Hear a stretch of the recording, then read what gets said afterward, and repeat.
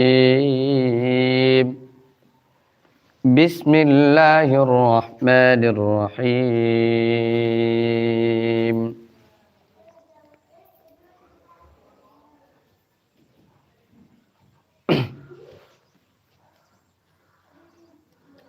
আমরা এখন বানান এবং রিডিং কিভাবে পড়তে হয় এটা শিক্ষা দিব। সকলে পাশে থাকবেন, লাইক কমেন্ট শেয়ার করে দিবেন।